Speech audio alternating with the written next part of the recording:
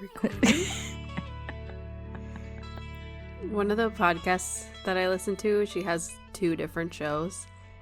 And she was like, her like spin-off sort of a show. I'll call it a spin-off.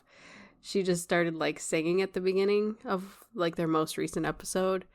And she was just like, I just don't know what to do aside from like, she's like, how do you start a recording? I just want to sing. Yeah. You just feel like you have to do something. Like I was very close to just being like, Emily. Yeah, you should have. You know, like Anna Faris from the House Bunny. When she's like trying to remember names. Whitney. Emily. That's how we should greet each other on mic now. We should. Emily. Hello, everybody. Welcome back to Spill the Tea Leaves. Is it spill or spilling? I can't remember. I don't know. Spill the Tea Leaves with Neve and Emily. We're usually your hosts of Rowan and Pine, but we took our tangents to a separate podcast to keep everybody sane. Yeah. At least we're going to try to keep our tangents here, I think. Yeah. So you, in case you missed it, we released the first one of these week before last. So we're doing them like every second week. And in that one, we talked about Emily going to see Hadestown and different folkloric things that were going on at that time. So grab a cup of tea, get yourself comfy, hang out with us, put us on in the background while you work or you do some chores or whatever the hell you're doing. Yeah. Are you washing your dishes properly right now? How do you wash your dishes? How do you wash your dishes? Send an email to Rowan. Happy to report we didn't get a single dick pic. Oh, yes. It's so funny because I totally forgot that happened. And then when I was re-listening, all of a sudden I was like, oh my God. I really hope nothing weird happens. No, I think we made it, well, you made it very clear that we didn't want that to happen. I got very scared. I couldn't resist clipping it and putting it on our social medias. It made me laugh so much when I was listening back because the sheer terror in your voice. You're like, no.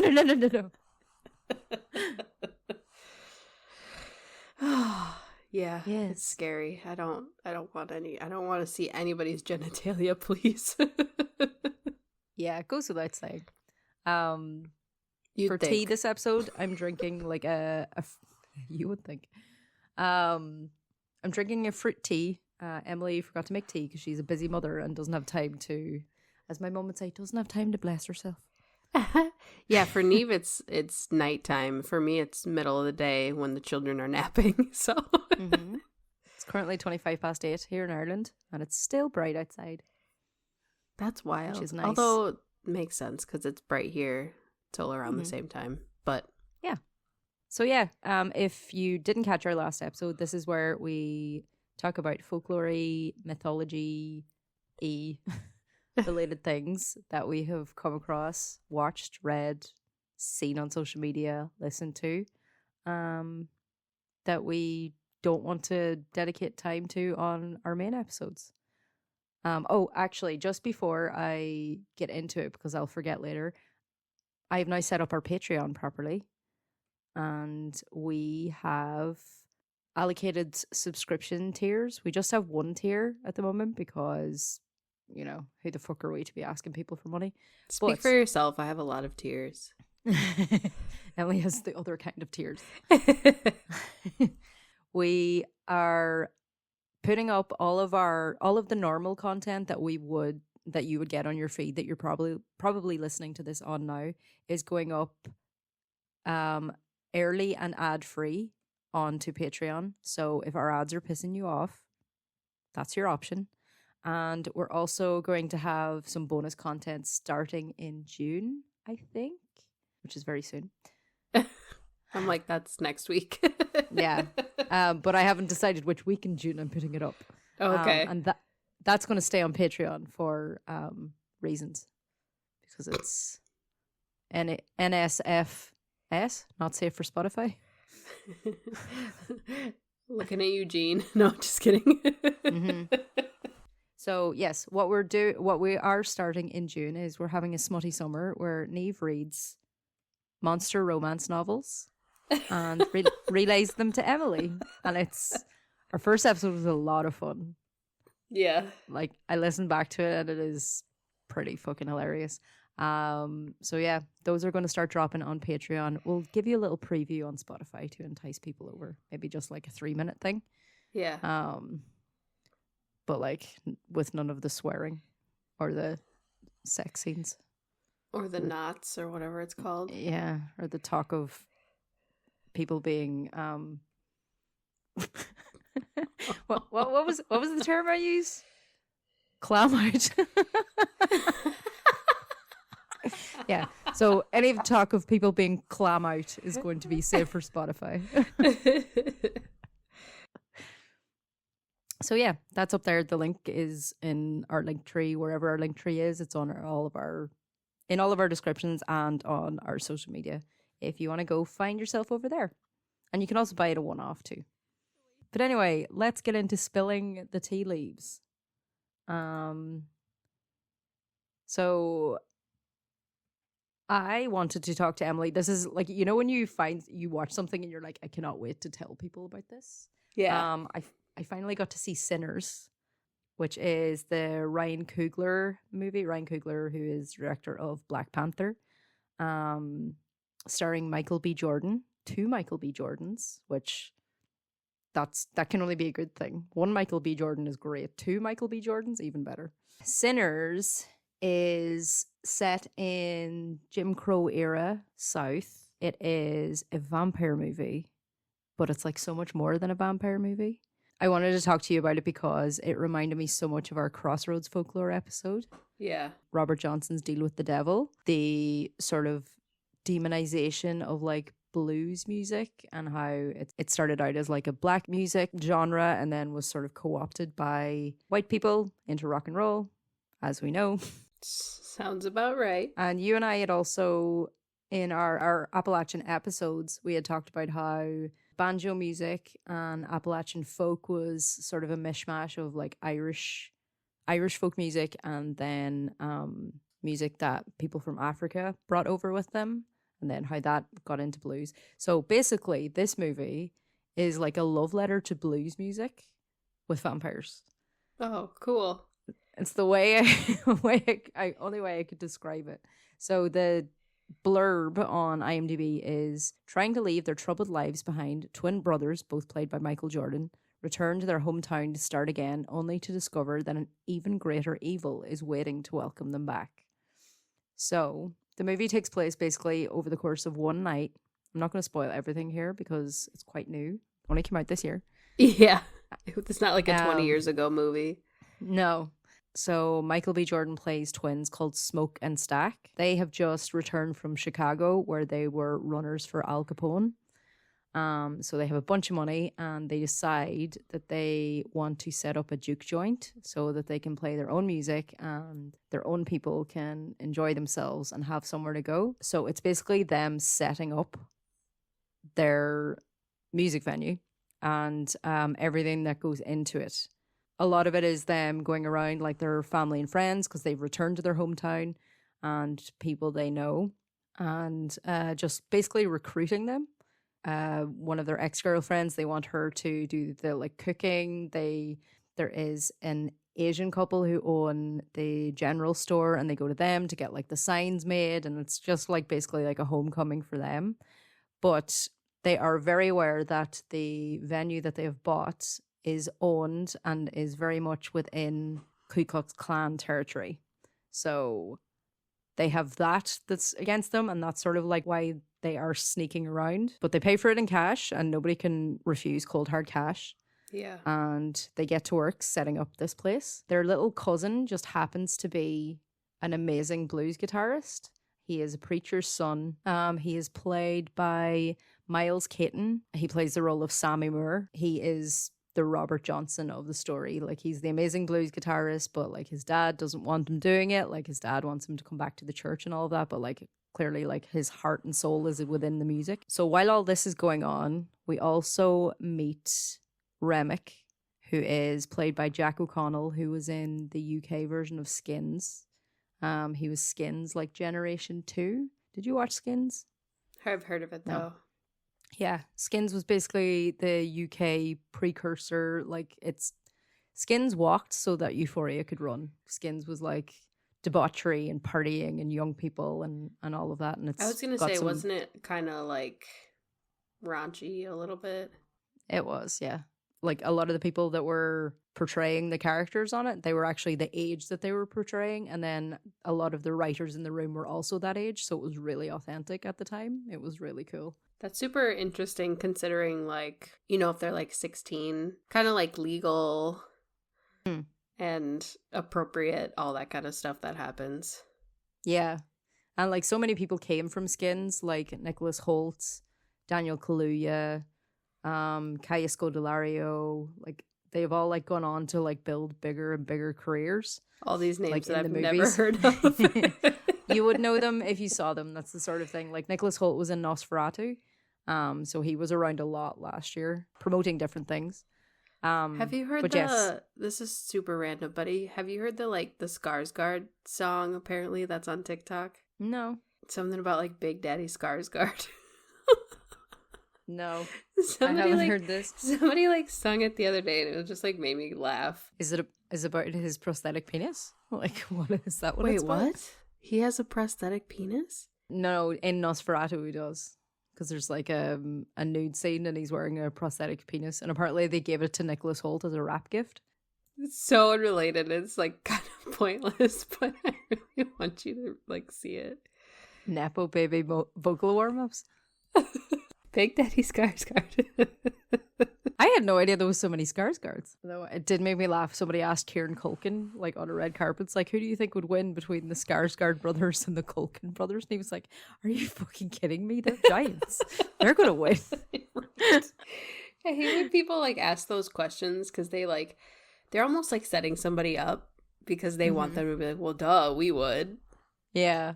And then they But could be Kieran like, Culkin was like, absolutely fucking not. yeah, he's like, are you stupid?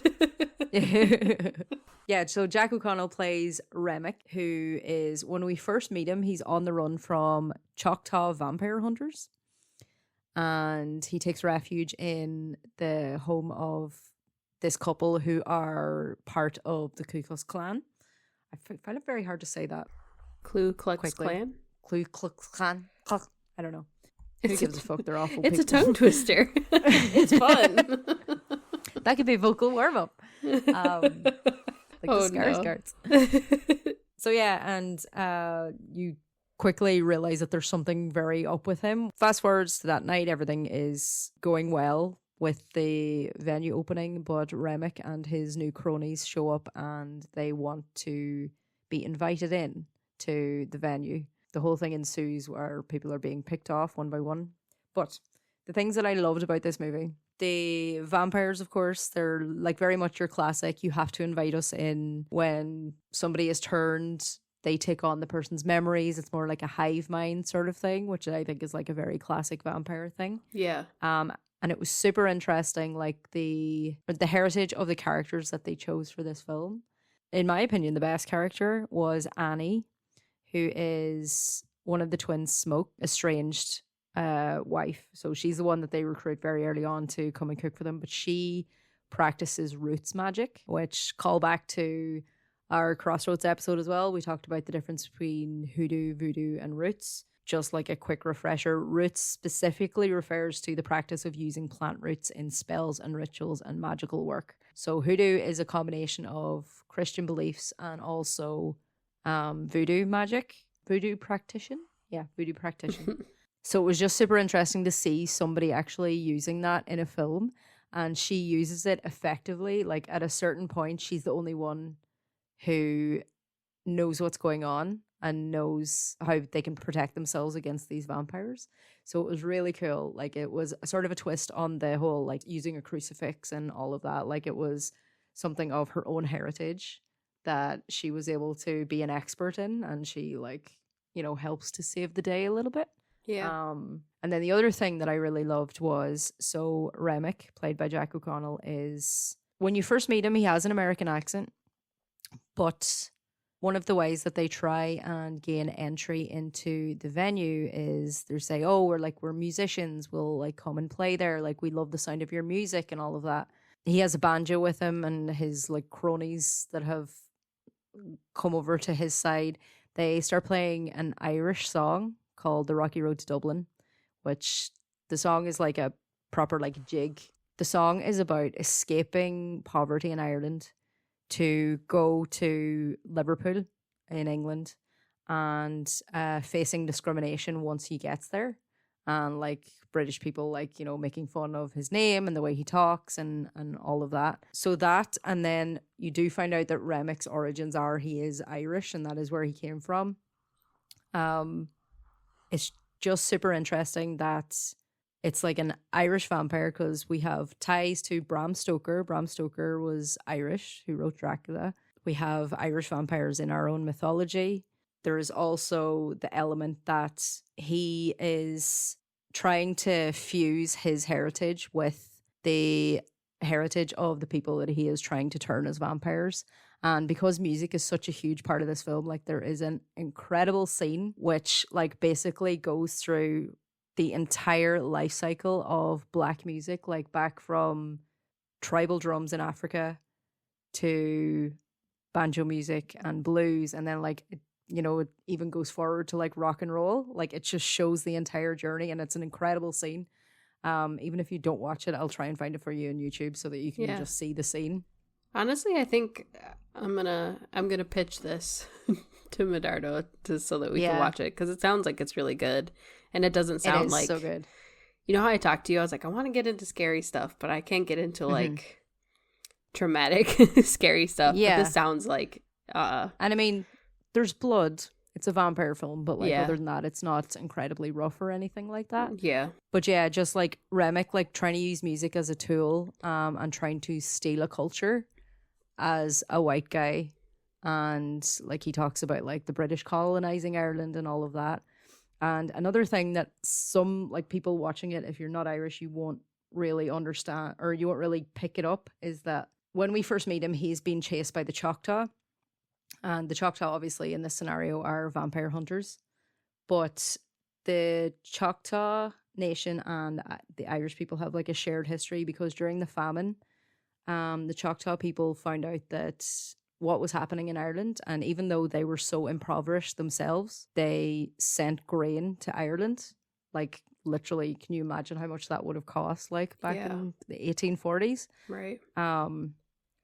So it's nearly like that is your first hint that Remick has come so far from his origins that he is no longer like basically a good impoverished Irish person, because even the Choctaw are against him.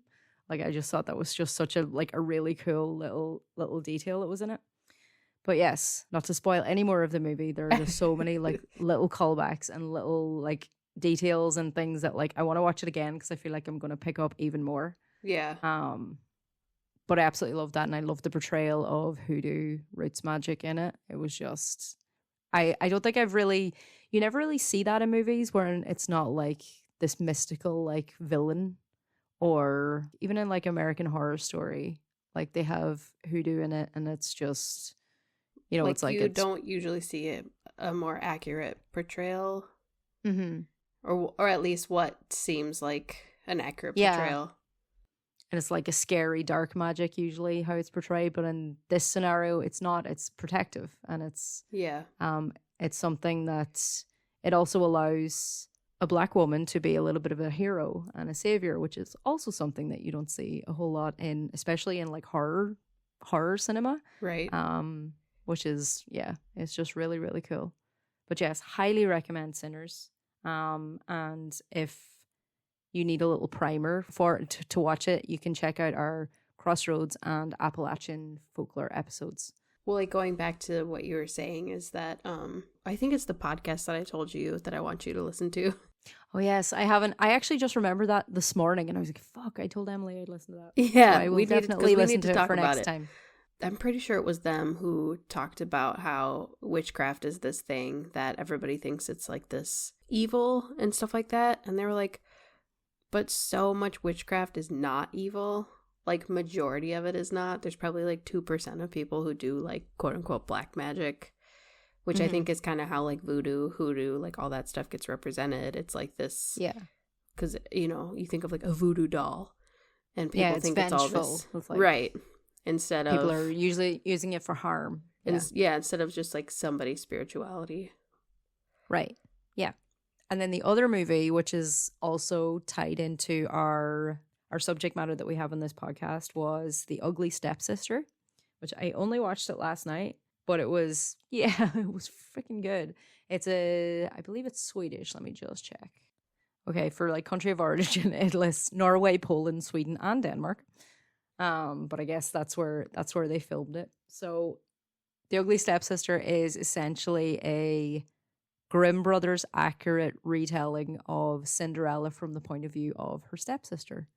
Oh. And it is all the body horror that you could possibly stomach. So I should not watch it. If body horror is not your thing, this will not be your thing. If anybody watched The Substance, it's not quite as bad as The Substance, but it is still pretty bad. But it has a lot of similar themes to The Substance in that it's women being driven crazy by their pursuit of beauty. It's a sympathetic movie to Elvira is the name of the stepsister. She is played by Leah Myron. Leah Myron is not somebody I was familiar with before. Okay. But she is brilliant in this. She's from Norway. It does that classic movie thing where everybody on screen is talking about how ugly this person is, and they're just not. It's like, oh, she's so fat, she's a pig, she's so ugly, and this chick literally looks like Amanda Seyfried. Like, she is gorgeous. It's like, oh, is this the 90s? Like, yeah, she looks still, like Amanda Seyfried mixed with Lily Cole, who was like a model in the 2000s, who like had these big doe eyes, and like, oh my god. Yeah, it's so ridiculous. And I think back on because I rewatched The Simple Life with Nicole Richie and Paris Hilton. And I remember thinking that when Nicole Richie was on that show that she was fat. I remember thinking that too. And like I was watching it and I was like, this is actually insane that people thought that she was overweight. It is crazy when you look back at it. And like I've seen those clips of like Bring It On where they're talking about like, oh my god, she's got like such a fat ass. Like, yeah, you know, they're talking about the one girl on the team, and you're just like, it's a normal body. Like, yeah, they're not. Oh my god, not like eating disorder territory, or yeah, I shouldn't say that, but you know, that's. I'm trying to like get through this in like a diplomatic way.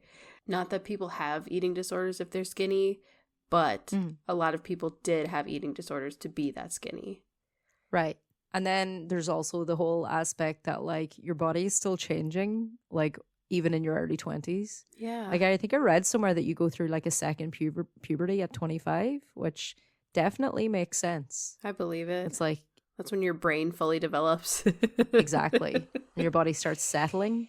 So like the fact that people are just like, oh, I just want to like fit into my jeans from when I was in high school or whatever. And you're just like, you're not supposed to be able to fit into those. Yeah, you won't. And if you do, congrats if that's your goal. But I feel like every time I'm on the podcast talking, I just talk about other podcasts that I listen to. But one of the podcasts that I listened to was talking about body positivity and how we kind of went through this time where it was just like, yeah, you accept people at all shapes and sizes. But now that there's Ozempic, we're like sliding back into all these people who were like, oh, body positivity because they were, you know, quote unquote, like overweight. Now all of a sudden they're all becoming skinny. And it's like, okay, what happened to body positivity? It was only like, it only existed because you didn't have access to the body you wanted. Yeah. And that is a sad thing because it's like, you know, we've all had like issues with our bodies, like still ongoing issues with our bodies. And like, it's a daily struggle to try and accept yourself and just be like, look, this is the least important thing about me. It is something that I can't control any more than I am right now, that I have the capacity to do right now. Yeah. But at the same time, there's always, and I'm like speaking this about this personally as a woman, there's always that voice in the back of your head that wants to go, if I could snap my fingers and have my dream body, I would do it. Yeah. You know what I mean? Right. Like, you can't help it. We're so conditioned, you know? For sure. And it's such a hard, like, mindset to break. Right.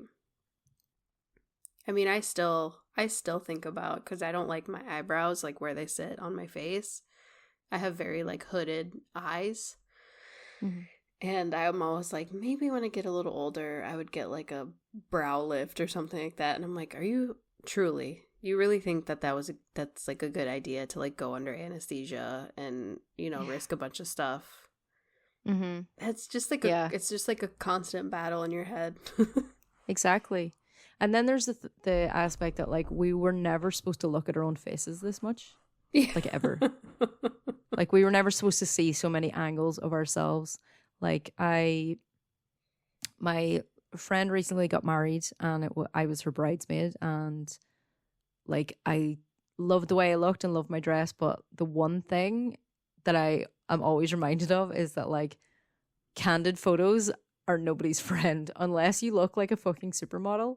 When you see a candid photo of yourself, like your side profile or anything like that, you're just like, holy fuck, is that what I look like all the time? It's so bad. You know what I mean? Like, no matter what you do, and, like, you could be the happiest you've ever been with how you look, and you will still get a little bit of a jump scare and just be like, who the fuck is that person? You know what I mean? Yeah. I'm like, I have how many chins?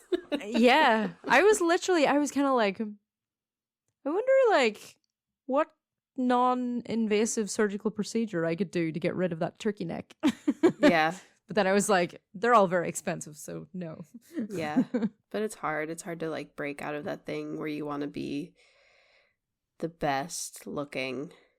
You know what's really funny is I was in the store yesterday, and there was, like, it was Target. But they have, like, pictures of photos of, like, models wearing clothes around the store, like, in the clothing areas. And I saw, like, okay, also, I have a fear of belly buttons, which my brother and his girlfriend just found out over this last weekend when they were here. Innies or outies, or does it matter? Just all of them. Oh, God. It just freaks me out. They bother me. I don't know why. That's fair. And there was, like, you know, like a giant picture of a woman, like, in, like, a bikini or something like that. And I was just like, oh, no. Like, I saw her belly button. And it was, like, really big. And I, like, my immediate thought was, like, well, why does she have such a, like, it just was one of those things where it's like, why don't you do something about that? And then I'm like, yeah, how about we just accept the bodies that we're in? I know. Yeah. Yeah, it's like that thing. It was like an old, like, Tumblr post when, like, they were talking about, like, trying to be, like, a better, like, feminist, and saying that, like, every so often, like, you'll see something in another woman and, like, a thought will pop into your head being like, oh, she shouldn't wear that, or, like, you know, she should do something with, like, her, like, makeup or whatever it is. And that's the first thing that pops into your head. And then you catch yourself and you go, what the fuck? Like, why are you thinking these things about, like, somebody? Like, yeah. You know, how dare you do that? Yeah. And then, like, I just remember the post was just like, somebody had, like, replied to it, and they said that their mother had said that the first thought is how society has conditioned you to think, and the second thought is how you're striving to be as a person. Yeah.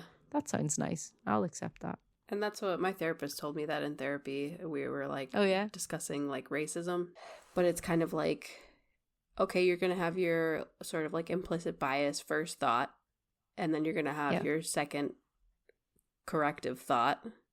And that's kind of, like, how we get through it. And there's, like, a difference between sort of being, like, actively racist versus sort of, like, how you've been conditioned, I guess.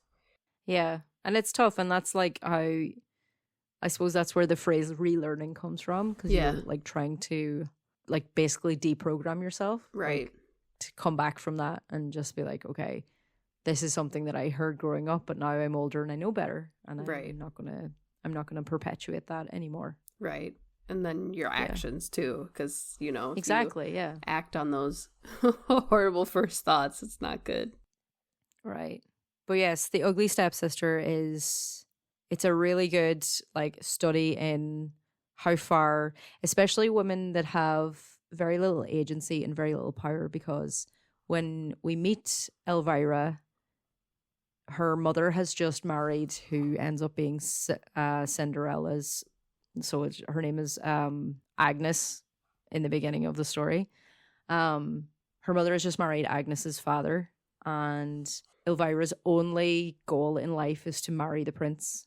So she goes into this like knowing that she wants to marry the prince, and it's like after that they get invited to the ball and all of that sort of stuff. But it's literally because of social mobility. Like she knows that her family has no money. She knows that her mother has no money, and she knows that like one of the best ways for her to get out of the life that she has is to marry the prince. And she also idolizes him a little bit. Like she carries around a book of his poetry, and I'm writing it in quotes here because it seems very much that he did not write any of this poetry. They just the palace has just distributed this and said he did. Because when we meet him, he is not the sweet, kind-hearted poet that he perpetuates to be in the book. So she has this idea of him built up in her head, and so she already has this huge crush on him. She wants to marry him for like financial, social mobility reasons. And then there is the fact that she is incredibly jealous of Agnes because Agnes is beautiful and she can sing and she's good at dancing and all of that. And this is before Agnes becomes Cinderella, and she has all of her rights taken away from her essentially by Elvira's mother.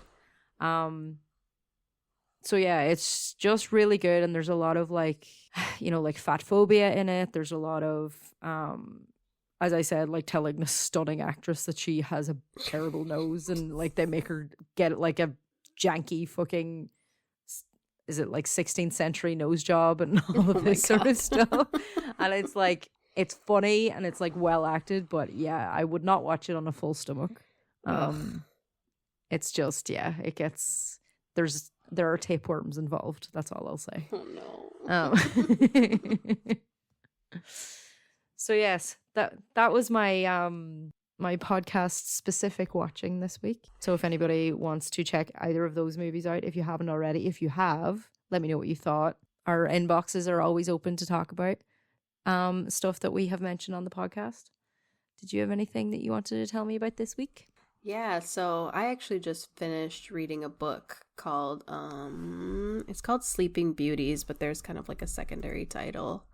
It's called Sleeping Beauties and Other Stories of Mystery Illness. It's by Suzanne O'Sullivan. It's not really folklore or anything like that, but she talks about these sort of like hysteria in like young girls usually, and all these different sort of like mystery illness cases that sort of like take over communities. And it was super interesting because she just like addressed the fact that it like usually happens to teenage girls, and teenage girls are a population that are taken like the least serious out of everybody. Right. And it was really interesting because she went to a location in, I'm pretty sure it was Guyana, and it was these girls were like having these problems, and all of the girls who claimed, or all of the girls who were having these like, I think they were having like seizures and things like that, but they weren't like official, she calls them dissociative seizures. Okay. Which is really interesting. But yeah, so this group of girls, they were talking about how right before this happened, they had seen like the grandmother in like the hills or like the woods. Oh. Yeah. So like a shared hallucination sort of deal? Yeah. And then they were like, yeah, well, the only person who can fix me is like the grandmother. And I just thought that was really cool that like the author, she addresses it in the book about how different cultures have ways of coping with stress. And like I think there's like something in Korea, I think South Korea, where it's like people who are under high stress will get like pins and needles feelings like all over their body. And they have a term for it. Like nobody goes to the doctor for it or anything like that. It's just like known that this happens.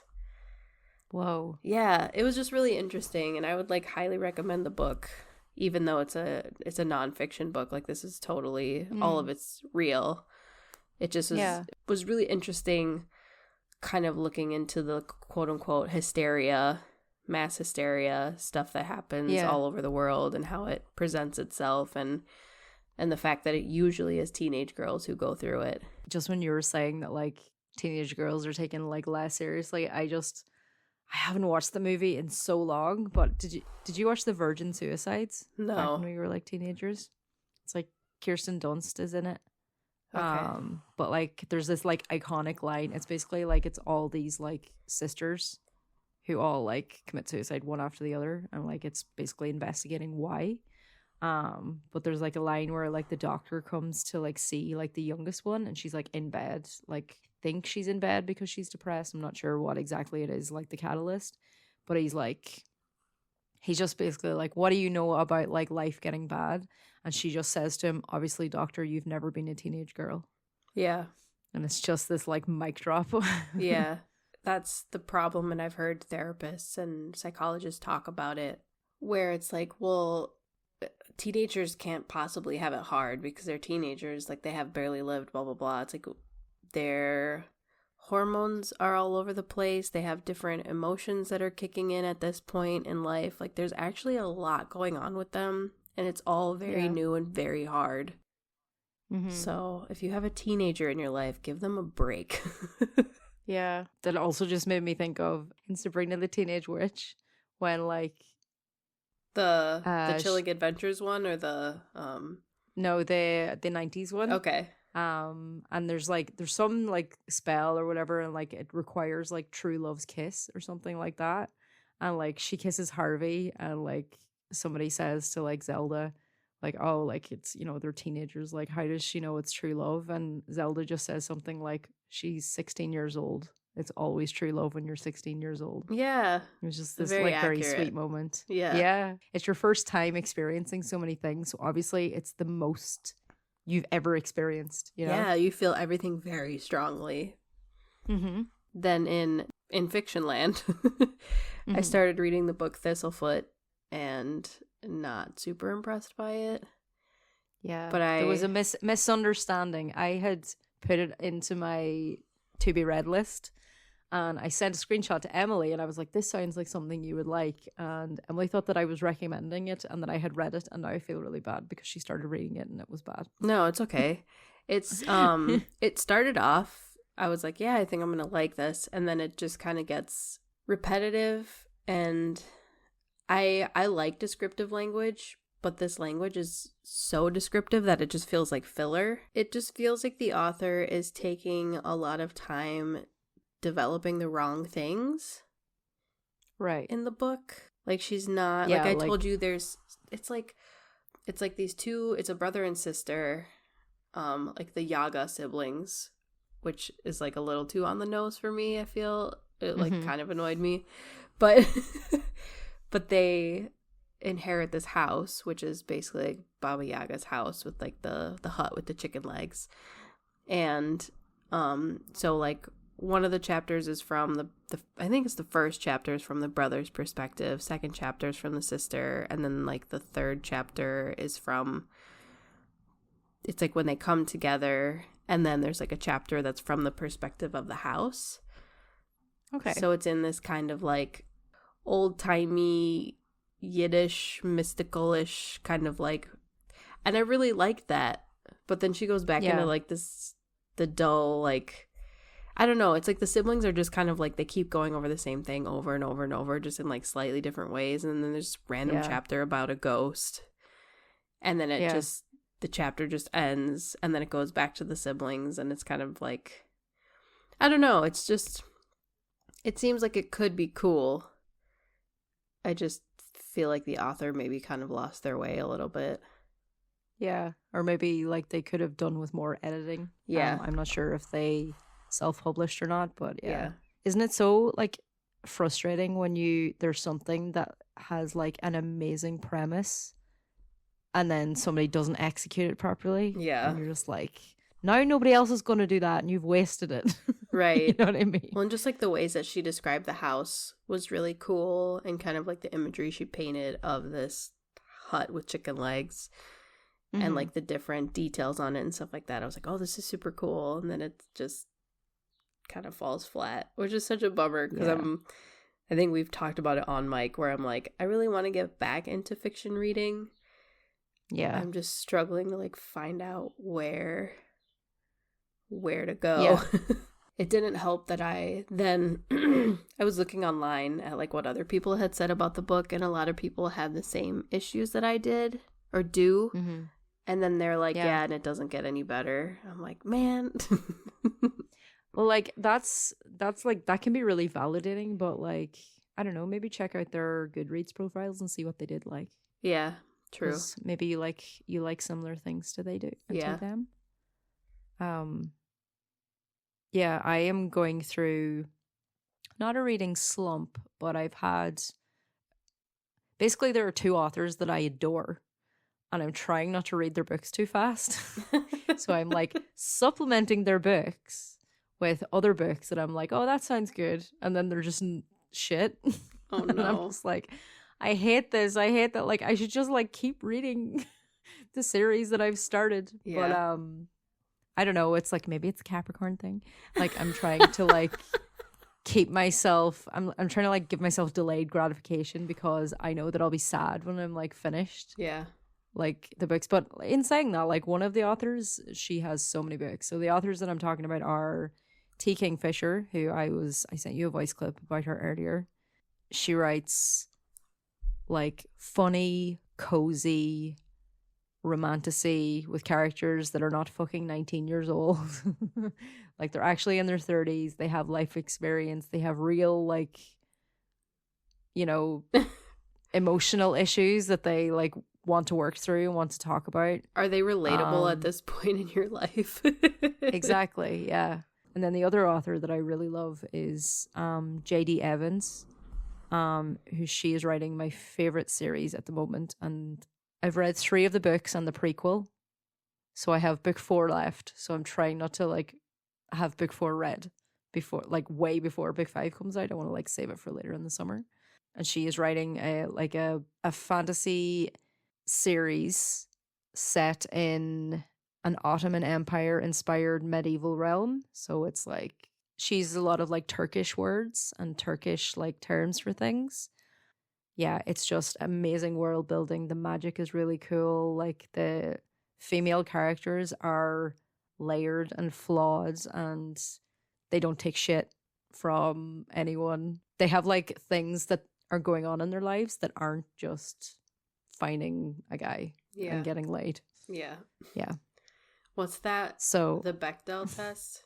Don't ask me the rules, but it's something about how much do they think about men in the book? Yeah, I think I'm probably going to get this wrong too. It's 2 named female characters having a conversation that is not about a man. Yeah. And it is surprisingly hard. The most famous failure of the Bechdel test is Lord of the Rings. There's that clip that went around like a couple of years back. It's like, here are the only 2 female characters having a conversation in Lord of the Rings, and it's like a little girl screaming for her mother, and that's it. And it's like 4 seconds. And you're like, Jesus, I never noticed this. That's too so funny. bad. I love Lord of the Rings, though. I can't help it. Yeah. Some stuff, it's just like, not like problematic, but it's man fantasy. Yeah. It's aimed towards men. Yeah. So you just kind of have to take it as it is. Just like, well, I will accept this for what it is. It's not like a feminist novel. Yeah, exactly. Yeah, Tolkien wasn't exactly like thinking of the feminists when he was writing it. He wasn't thinking of the Bechdel test. No, he wasn't. Like, I think Megan, like our friend Megan and I talked about this before. We're talking about how we love horror movies, and like you and I talked about, like, we know that they exploit women, and there's a lot of sexploitation and like exploiting sexual violence against women just for like titillation in horror movies. But at the same time, like, you can still appreciate the genre even though you know that that's the problem with it, and you can still like understand that like it exists in the bubble that it was made in. So yeah, you can suspend a little bit of your feminism when you're watching certain things because you're like, this wasn't written with me in mind. Yeah, and exactly. that's okay. Right. You know? Yeah, and there's a difference between, I was going to say there's a difference between them being malicious about it, but there's also the, you know, I don't know. This is getting to be a way bigger conversation. Yeah. They're like, I understand what you're saying. Like, there's a difference between like somebody thinking that they're doing like this girl power thing, and then it's like Shitty shit. still. Yeah. Yeah. There's a difference between that and then people who they're like, this isn't something that occurs to me because of the time or the place or the culture that I'm making this in. Yeah. You know? And a guy being like, I'm going to write men on an adventure to find a ring. I don't even know how Lord of the Rings goes. But they have the ring. They're trying to get rid of it. Oh, okay. Opposite. That's all it is. Men the only getting rid of a ring. Yeah, they want to get rid of it. Anywho, the child is screaming. So yes, you have been summoned. So yes, thank you so much for joining us for another Spill the Tea Leaves. Yes, thank you. I hope you enjoyed hanging out. I enjoyed hanging out with Emily, and it means that main episode recording sessions won't be 4 hours long because we don't have to talk about all this other shit in between. Yeah, we put our 4 hours here.